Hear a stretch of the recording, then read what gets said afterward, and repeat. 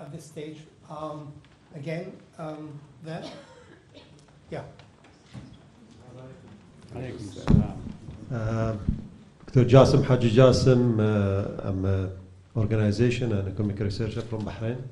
First of all, I would like to thank His Royal Highness for his kind words about Bahrain, and also Dr. Abdul Latif. We are proud of you to represent us in GCC.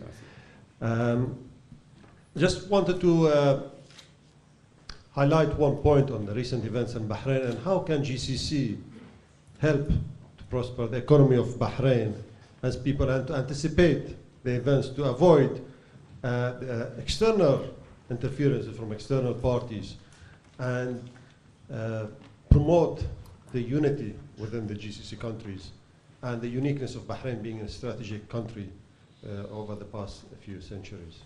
And thank you. Thank you very much indeed. I need to go to this side. Yes, here. Sorry. Thank you, Your Royal Highness, esteemed guest, Mohammed Ramadi, King Fahd University of Petroleum and Minerals. My question is to His Excellency Dr. Abdul Latif. You mentioned the GCC is 30 years, and long may it live, let's hope for more than that in the future. But I think we really have to be realistic and ask ourselves, where have we been successful and where have we failed? Friends are the ones who tell you things that you don't want to hear, not the platitudes, because otherwise next year we'll be coming here and saying we've missed the boat again and we didn't understand what's going on. Concerning the GCC, I teach students. I ask them, what does the GCC represent to you? For the vast majority, the public relations exercise of what the GCC is absolutely abysmal. As far as they're concerned, it's just a security organization, and that's how it was formed. You have to deliver the message of what are the benefits to the GCC citizens, how do they see themselves as GCC citizens, rather than just saying that it's now visa-free, issues of going and having fun in some nearby countries. Will the GCC adopt principles like the European Union of having, for example, a commissioner for foreign affairs, a commissioner for human rights, a commissioner for labor issues, to avoid accusations that Saudi Arabia is behind manipulating this or that? At least they can speak with one voice, which is clarity. Thank you. Thank you very much indeed. Two questions, or just you can roll them into one. We have many hands, so. Well, there's a lot that has been accomplished in the area of security, and the time will not allow me to really go over them. I tried to give some examples of the economic side. I just been in this post for only 3 months. Before then I'm still a normal Khaliji citizen who walks in every majlis and sit there and talk to the people. And I do listen and hear them saying, can we have more? It's not that nothing has been done. It's can we get more? And this is good to hear. I get the feeling that they have a jewel that they want to protect, which is the GCC. You can sense the pride that they have, whether it's in security or economy or even in social events, where they do unite, they do get together. The kinship is all over. The relationship is very strong, and we can build on those. I'm very proud, really, of the founders. When I was nominated as a Secretary General, I went to the main charter, which was written in 1981. And it does really spill the doctrine for us. In para 4 of the charter, it says that the GCC is to coordinate, integrate, take all steps to coordinate, integrate. So notice the evolutionary process that they are trying to design. And then between all states in all areas, leading towards kind of unification. So the unification will just come as an end result by going through the process of integration and coordination.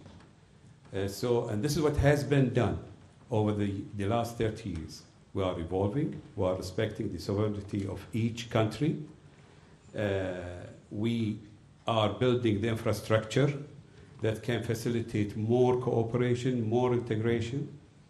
And when I was visiting my friends, I always asked them, we have not been very fair, and that was even before I was nominated, by the way.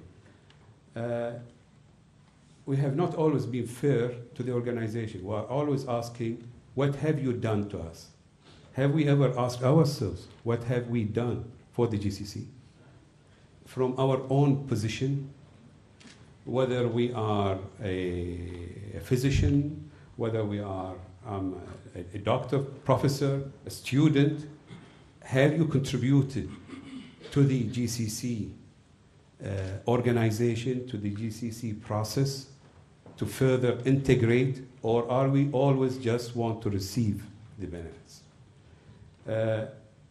And I think there were so many examples, especially now with the economic support for the Sultanate of Oman and Bahrain, that will help our economy. It reflected a lot on the people. They realized that their brothers in the other states are really standing by them. The security, the Peninsula Shield Force and its deployment to Bahrain to deter any external threat. It shows signals of strong cooperation that is getting stronger. And that objective in the Charter is valid even today. We are to evolve. Thank you very much indeed. Your Royal Highness, GCC perceived to be about security. You've worked in that field for a long time. Any? Well, you know, I'm a citizen of the GCC, and therefore I have an obligation to be as frank as the professor and say that there are things I think that can be done that have not been done. One of them, for example, is a unified military command for all GCC countries. And simple rationalization of, let's say, armaments purchases for the GCC or armaments manufacture in the GCC. That is still lacking in my view. And I think it can be done very easily. Another thing I think that can be done is to have the GCC Council, representative council, can be broadened and given certain authorities to look at, if not to actually have full sovereign authority over certain aspects of GCC life. The GCC started as an economic community. I think they should be able to look at the economic policies of each GCC country as a first step towards a broader development of its responsibilities in the future. These are just two immediate recommendations, I think, that I know that the GCC Secretariat General has received many ideas like that in the past. But I think it's time to be implementing those ideas than to refer them to more committees to be studied. Well, from a distinguished group, for you, sir, prioritization, two big tasks for. I would like to take 3 questions, and I want to go to the back. There are hands. Right. I can't see you from here. Yes, there. And then I'll get to go up there, yes. There, yeah. The bearded, young, handsome, well, you're all young and handsome.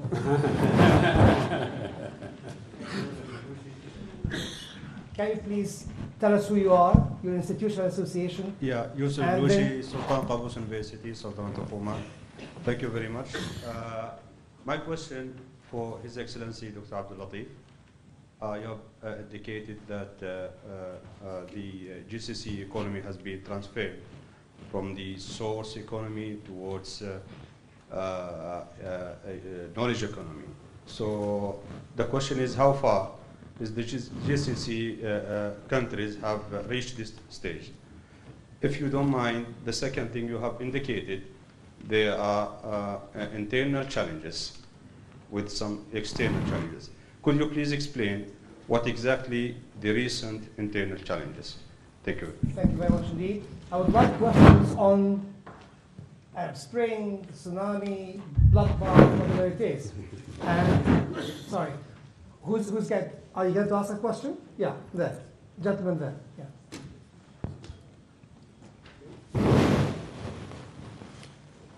Edward Boating from Ghana Global Media Alliance.